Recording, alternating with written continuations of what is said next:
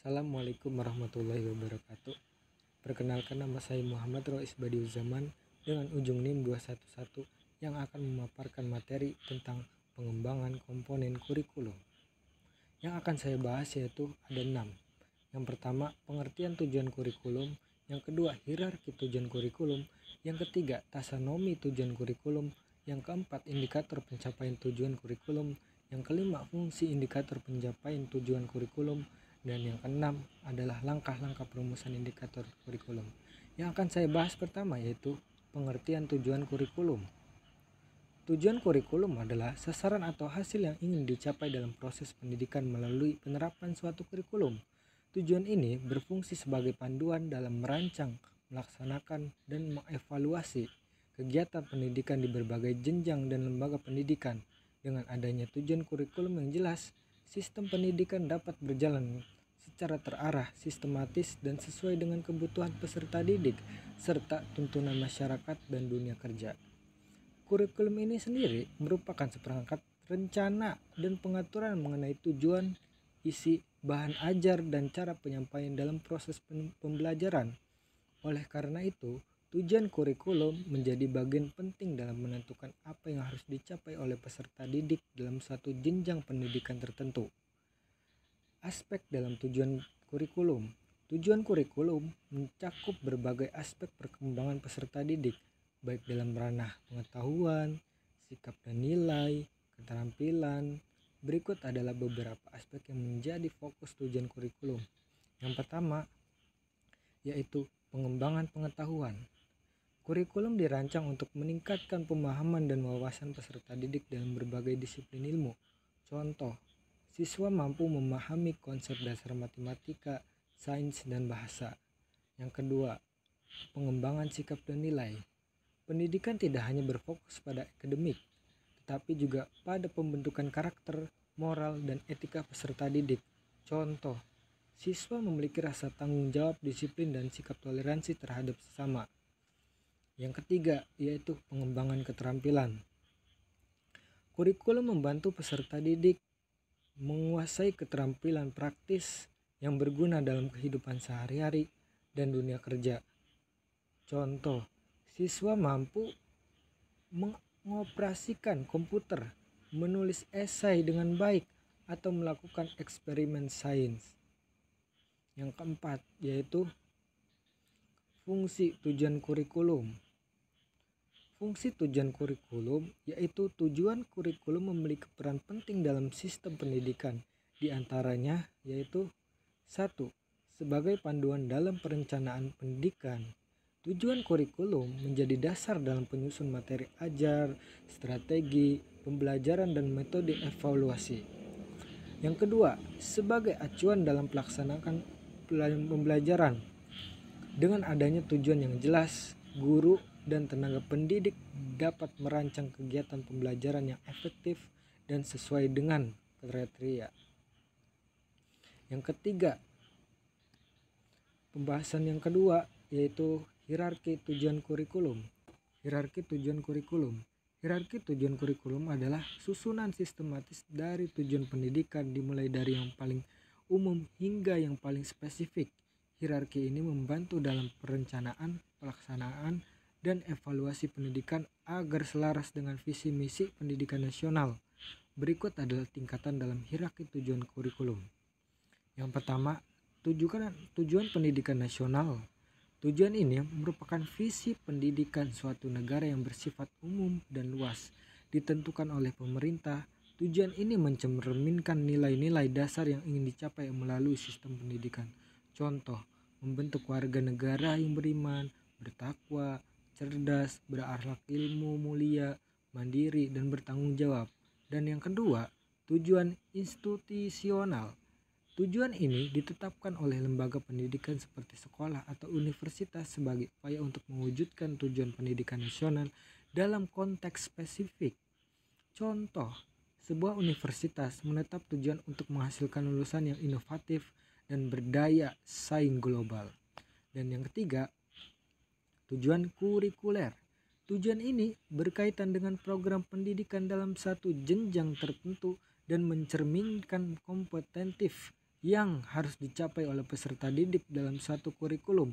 Contoh, kurikulum sekolah menengah bertujuan membentuk siswa yang memiliki keterampilan berpikir kritis dan mampu beradaptasi di dunia kerja atau pendidikan tertinggi. Yang keempat, yaitu tujuan instruksional. Tujuan ini lebih spesifik dan berkaitan dengan kegiatan pembelajaran dalam satu mata pelajaran atau bidang studi. Tujuan ini terbagi menjadi dua, yaitu tujuan instruksional umum dan yang kedua, tujuan instruksional khusus. Contoh, siswa mampu memahami konsep dasar matematika. Dan yang kedua, siswa mampu menyelesaikan soal permasalahan kuadrat dengan metode pemfaktoran.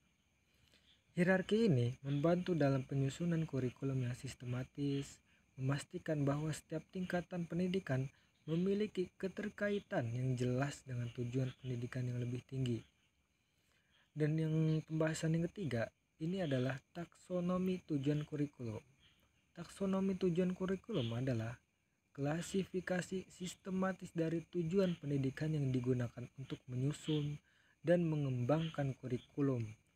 Taksonomi ini membantu dalam perencanaan, pelaksanaan, dan evaluasi pembelajaran dengan mengidentifikasi sebagai tingkat kompetensi yang harus dicapai oleh peserta didik. Salah satu model yang paling dikenal dalam taksonomi tujuan kurikulum adalah taksonomi Bloom yang dikembangkan oleh Benjamin Bloom pada tahun 1956. Model ini membagi tujuan pendidikan ke dalam 3 ranah utama. Yang pertama adalah ranah kognitif. Ranah ini berkaitan dengan aspek pengetahuan dan kemampuan berpikir peserta didik dalam revisi taksonomi Bloom oleh Anderson dan Radwell. Ranah kognitif diklarifikasikan menjadi 6 tingkat dari yang paling sederhana hingga yang paling kompleks.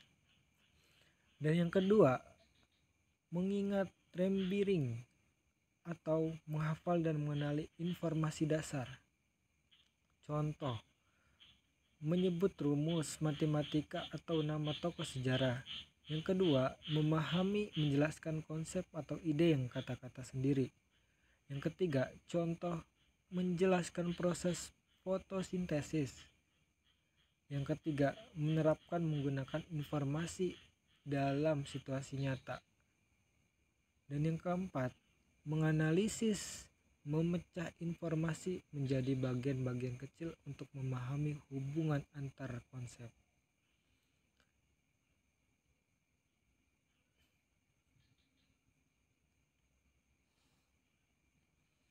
Dan yang kelima adalah mengevaluasi, menilai dan membuat keputusan berdasarkan kriteria tertentu. Yang keenam adalah menciptakan, menghasilkan ide atau pokok baru berdasarkan pemahaman yang ada. Salah satu model yang paling dikenal dalam taksonomi tujuan kurikulum adalah taksonomi Bloom yang dikembangkan oleh Benjamin Bloom pada tahun 1956. Model ini membagi tujuan pendidikan ke dalam 3 ranah utama, yaitu pertama, ranah kognitif. Ranah ini berkaitan dengan aspek pengetahuan dan kemampuan berpikir peserta didik dalam revisi taksonomi Bloom oleh Anderson. Ranah kognitif diklasifikasikan menjadi 6 tingkat dari yang paling sederhana hingga yang paling 6. Dan yang pertama yaitu mengingat, menghafal dan mengenali informasi dasar. Contoh, menyebutkan rumus matematika atau nama tokoh sejarah. Dan yang kedua yaitu memahami menjelaskan konsep atau ide dengan kata-kata sendiri. Contoh, menjelaskan proses fotosintesis. Dan yang ketiga yaitu menerapkan menggunakan informasi dalam situasi nyata. Contoh, menggunakan rumus matematika dalam menyelesaikan soal. Dan yang keempat, menganalisis, memecah informasi menjadi bagian-bagian kecil untuk memahami hubungan antar konsep. Contoh, menganalisis faktor penyebab perubahan sosial dalam masyarakat. Dan yang kelima, mengevaluasi, menilai dan membuat keputusan berdasarkan kriteria tertentu. Contoh, menilai keefektifan strategi pemasaran suatu produk. Dan yang keenam, menciptakan, menghasilkan ide atau produk baru berdasarkan pemahaman yang ada. Contoh, merancang eksperimen ilmiah atau membuat karya seni. Dan yang kedua, ranah afektif. Ranah ini berkaitan dengan sikap, emosi, dan nilai-nilai yang dimiliki peserta didik. Mengembangkan 5 tingkat dalam ranah afektif. Yang pertama, menerima kesediaan untuk memerhatikan dan menerima informasi. Contoh, mendengarkan pendapat orang lain dalam diskusi. Dan yang kedua, menanggapi, bereaksi secara aktif terhadap suatu fenomena. Contoh, bertanya dalam kelas atau berpartisipasi dalam diskusi. Dan yang ketiga, menilai, menunjukkan sikap menghargai suatu nilai atau prinsip. Contoh, menunjukkan rasa hormat terhadap budaya lain. Dan yang keempat, yaitu adalah mengorganisasi, mengintegrasi nilai-nilai yang berbeda ke dalam sistem pribadi. Contoh, mengembangkan sikap, kepemimpinan dalam kelompok. Dan yang kelima, yaitu menginternalisasi, yaitu menerapkan nilai-nilai dalam kehidupan sehari-hari. Contoh, selalu berperilaku jujur dalam setiap situasi. Ketiga, ranah psikomotorik. Ranah ini berhubungan dengan keterampilan fisik dan motorik yang melibatkan koordinatif otot serta keterampilan praktis. Mengembangkan 7 tingkat dalam ranah ini. Yang pertama, persepsi, mampu mengenali dan membedakan rangsangan sensorik. Contoh, membedakan suara nada tinggi dan rendah dalam musik. Yang kedua, kesiapan, menunjukkan kesiapan untuk melakukan suatu tindakan. Contoh, bersiap mengambil posisi dalam olahraga. Yang ketiga, respon terpandu, melakukan gerakan berdasarkan arahan atau contoh, mengikuti langkah-langkah dalam menulis kaligrafi. Yang keempat, yaitu mekanisme, melakukan gerakan dengan lebih lancar dan otomatis. Contoh, mengetik dengan kecepatan tinggi tanpa melihat keyboard. Yang kelima, yaitu respon kompleks, melakukan keterampilan dengan koordinasi yang lebih baik dan presi tinggi. Contoh, bermain alat musik dengan lancar. Dan yang keenam, adaptasi, menyesuaikan keterampilan dengan situasi baru. Contoh, mengembangkan teknik baru dalam melukis. Yang ketujuh, yaitu kreasi, membuat gerakan atau keterampilan baru berdasarkan pengalaman yang dimiliki. Contoh, menciptakan koreografi dari baru. Dan penerapan taksonomi tujuan kurikulum dalam pembelajaran dalam perencanaan kurikulum. Taksonomi ini membantu menentukan tingkatan kompetensi yang harus dicapai oleh peserta didik sesuai dengan jenjang pendidikan. Dalam pelaksanaan pembelajaran, guru dapat menyusun metode pengajar yang sesuai dengan tingkat perkembangan siswa dalam setiap ranah. Dalam evaluasi pendidikan, taksonomi ini digunakan untuk menyusun soal ujian, tugas, dan proyek yang mengukur ketercapaian tujuan pembelajaran secara efektif. Dengan memahami taksonomi tujuan, kurikulum pendidik dapat merancang kurikulum yang lebih sistematis, terstruktur, dan sesuai dengan kebutuhan peserta didik. Yang ketiga, pembahasannya yaitu indikator pencapaian tujuan kurikulum. Indikator pencapaian tujuan kurikulum yaitu adalah ukuran atau tanda yang digunakan untuk menilai sejauh mana tujuan kurikulum telah mencapai melalui proses pendidikan. Indikator ini berfungsi sebagai panduan bagi pendidik, lembaga pendidikan, dan pihak terkait dalam evaluasi efektif pembelajaran serta perkembangan peserta didik. Indikator pencapaian tujuan kurikulum dikembangkan berdasarkan kompetensi dasar dan tujuan pembelajaran yang telah ditetapkan dalam kurikulum nasional maupun kurikulum sekolah. Dengan adanya indikator ini, guru dapat mengukur keberhasilan peserta didik dalam menguasai keterampilan, sikap, dan pengetahuan yang diajarkan. Dan yang kelima, yaitu fungsi indikator pencapaian tujuan kurikulum. Fungsi indikator pencapaian tujuan kurikulum yang pertama yaitu sebagai alat evaluasi mempermudah dalam menilai apakah tujuan kurikulum telah tercapai atau belum. Dan yang kedua yaitu sebagai standar keberhasilan pembelajaran, memberikan gambaran tentang pencapaian hasil belajar peserta didik. Dan yang ketiga, yaitu sebagai pedoman dalam penyusun soal dan evaluasi digunakan sebagai dasar dalam menyusun tes, tugas, atau asesmen lainnya. Dan yang keempat, yaitu sebagai dasar perbaikan kurikulum. Jika indikator belum tercapai, dapat dilakukan perbaikan dalam metode pengajaran atau kebijakan kurikulum. Dan yang kelima, yaitu sebagai acuan pengembangan pembelajaran, membantu guru dalam memilih strategi dan metode yang efektif.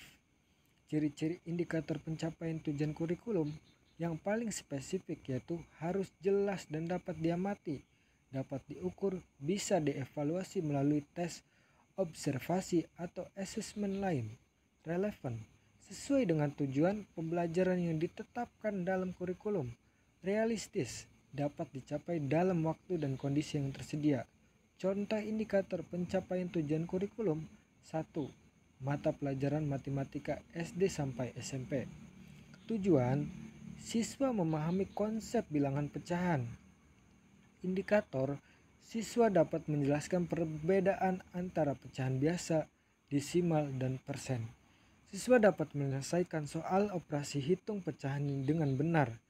2. Mata pelajaran bahasa Indonesia SMA. Tujuan, siswa mampu menulis teks argumentasi dengan baik. Indikator, siswa dapat mengidentifikasi struktur teks argumentasi. Siswa mampu menyusun teks argumentasi dengan pendapat yang logis dan data yang valid. Dan yang ketiga, yaitu mata pelajaran IPA SMP SMA. Tujuan, siswa memahami konsep ekosistem dan keseimbangan lingkungan. Indikator, siswa dapat menjelaskan komponen biotik dan abiotik dalam suatu ekosistem. Siswa dapat menganalisis dampak pencemaran lingkungan terhadap keseimbangan ekosistem. Dan yang keempat, yaitu mata pelajaran pendidikan agama dan budi pekerti. Tujuan, siswa memiliki sikap toleransi terhadap keberagamaan. Indikator, siswa menunjukkan sikap menghormati perbedaan agama dan budaya di lingkungan sekolah. Siswa mampu berdiskusi secara sopan dalam forum yang membahas keberagaman sosial. Kesimpulan, jadi indikator pencapaian tujuan kurikulum sangat penting dalam memastikan efektivitas pembelajaran dan evaluasi hasil pendidikan.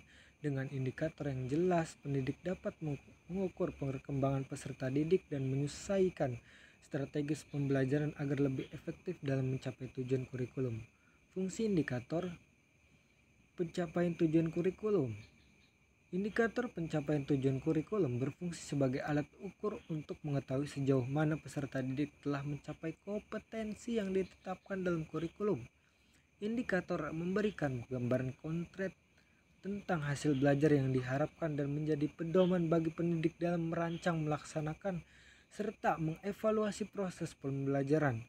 Berikut adalah beberapa fungsi utama indikator pencapaian tujuan kurikulum. Yang satu, sebagai alat evaluasi keberhasilan pembelajaran. Indikator membantu dalam menilai apakah peserta didik telah mencapai tujuan pembelajaran yang diinginkan. Dengan membandingkan hasil belajar siswa dengan indikator yang telah ditetapkan, pendidik dapat menentukan apakah suatu materi telah dipahami dengan baik atau masih diperlukan diperbaiki. Contoh, jika indikator menyebutkan bahwa siswa harus mampu menjelaskan konsep gaya dalam fisika, maka guru dapat mengevaluasi apakah siswa benar-benar bisa menjelaskannya dalam ujian atau diskusi kelas. Dan yang kedua, yaitu pedoman dalam menyusun metode dan strategis pembelajaran. Indikator membantu guru dalam menentukan metode pembelajaran yang tepat untuk mencapai tujuan kurikulum. Jika indikator mengharuskan siswa mampu mengembangkan keterampilan berpikir kritis, maka strategi pembelajaran seperti diskusi, studi kasus, atau problem based learning dapat digunakan. Contoh, jika tujuan pembelajaran adalah memahami teks eksposisi, maka indikator bisa berupa siswa mampu mengidentifikasi struktur teks eksposisi. Dengan indikator ini, guru dapat menggunakan teknik membaca kritis atau analisis teks untuk membantu siswa mencapai tujuan tersebut. Yang ketiga, sebagai dasar dalam penyusun soal dan instrumen penilaian. Indikator digunakan sebagai dasar dalam menyusun soal ujian, tugas, atau asesmen lainnya. Dengan adanya indikator yang jelas, evaluasi pembelajaran dapat lebih objektif dan terarah. Contoh, jika indikatornya adalah siswa mampu melakukan operasi hitungan pecahan, maka soal ujian harus mencakup latihan yang menguji pemahaman siswa dalam operasi hitung pecahan, bukan sekadar menghafal definisi pecahan.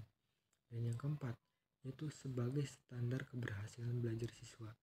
Indikator menentukan standar pencapaian minimal yang harus dipenuhi oleh siswa dalam suatu mata pelajaran atau kompetensi tertentu. Contoh, dalam pelajaran biologi, jika indikatornya adalah siswa mampu menyebutkan tahapan fotosintesis, maka siswa yang tidak bisa menyebutkan tahapan tersebut dianggap belum mencapai standar pembelajaran. Dan yang kelima, yaitu sebagai acuan dalam pengembangan kurikulum dan perbaikan pembelajaran. Jika banyak siswa yang tidak mencapai indikator yang telah ditetapkan, maka pendidik dan institusi pendidikan dapat mengevaluasi kurikulum, metode pengajaran, atau materi yang digunakan. Hal ini memungkinkan perbaikan dalam sistem pembelajaran agar lebih efektif. Contoh, jika hasil ujian menunjukkan bahwa banyak siswa gagal memahami konsep perubahan iklim, sekolah dapat meninjau kembali metode pembelajaran yang digunakan dan mencoba strategi lain seperti eksperimen atau diskusi interaktif. Jadi, kesimpulannya, indikator pencapaian tujuan kurikulum memiliki peran yang penting dalam memastikan keberhasilan pendidikan. Dengan adanya indikator yang jelas, guru dapat lebih mudah merancang pembelajaran, mengevaluasi hasil belajar siswa, serta meningkatkan efektif kurikulum secara keseluruhan. Dan pembahasan yang terakhir yaitu langkah-langkah perumusan indikator kurikulum. Langkah-langkah perumusan indikator kurikulum ialah merupakan proses penting dalam pengembangan pembelajaran yang bertujuan untuk mengukur pencapaian kompetensi peserta didik. Indikator ini harus disusun dengan jelas, spesifik, dan dapat diukur agar pembelajaran lebih terarah dan evaluasi lebih efektif. Berikut adalah langkah-langkah dalam merumuskan indikator kurikulum. Yang pertama, yaitu menentukan tujuan pembelajaran. Langkah pertama adalah memahami tujuan pembelajaran yang ingin dicapai. Tujuan ini dapat berasal dari kurikulum nasional atau standar kompetensi, atau capaian pembelajaran yang telah ditetapkan. Contoh, siswa mampu memahami konsep ekosistem dan keseimbangan lingkungan. Dan yang kedua, yaitu mengidentifikasi kompetensi dasar. Apa sih mengidentifikasi kompetensi dasar? Mengidentifikasi kompetensi dasar adalah merupakan keterampilan atau pemahaman yang harus dimiliki siswa dalam suatu mata pelajaran, menjadi dasar dalam merumuskan indikator pencapaian. Contoh, jika dalam mata pelajaran IPA menganalisis hubungan antar komponen dalam suatu ekosistem. Dan yang ketiga, yaitu menganalisis ranah pembelajaran yang kognitif, afektif, dan psikomotorik. Indikator harus mencerminkan kemampuan siswa dalam ranah pengetahuan, pemahaman, analisis, evaluasi, sikap, nilai, karakter, keterampilan, fisik, atau motorik. Contoh, kognitif. Siswa dapat menjelaskan hubungan antara produsen dan konsumen dalam ekosistem. Dan yang afektif, yaitu siswa menunjukkan kepedulian terhadap kelestarian lingkungan. Dan yang ketiga, yaitu psikomotorik. Siswa mampu membuat diagram alur rantai makanan dalam ekosistem. Dan yang keempat, yaitu merumuskan indikator secara spesifik dapat diukur.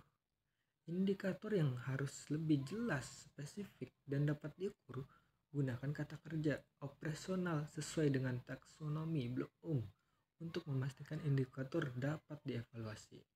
Contoh, jika menganalisis hubungan antar komponen dalam suatu ekosistem, maka indikatornya dapat berubah. Siswa dapat menyebutkan komponen biotik dan abiotik dalam suatu ekosistem. Siswa dapat menggambarkan rantai makanan dan jaring-jaring makanan. Siswa dapat menjelaskan dampak perubahan lingkungan terhadap keseimbangan ekosistem. Dan yang kelima yaitu menguji kesesuaian indikator dengan tujuan pembelajaran. Setelah indikator dirumuskan, pastikan bahwa indikator tersebut relevan dengan tujuan pembelajaran dan dapat dicapai dalam waktu yang tersedia. Seperti apakah indikator mencerminkan kompetensi yang diharapkan? Apakah indikator dapat diukur dengan tes observasi atau asesmen lainnya? Apakah indikator sesuai dengan tingkat perkembangan peserta didik? Dan yang keenam yaitu menggunakan indikator sebagai acuan dalam evaluasi pembelajaran. Indikator yang telah disusun kemudian digunakan dalam perencanaan asesmen baik dalam bentuk proyek, observasi, maupun penilaian keterampilan siswa. Contoh, jelaskan peran produsen dalam ekosistem dan berikan contohnya.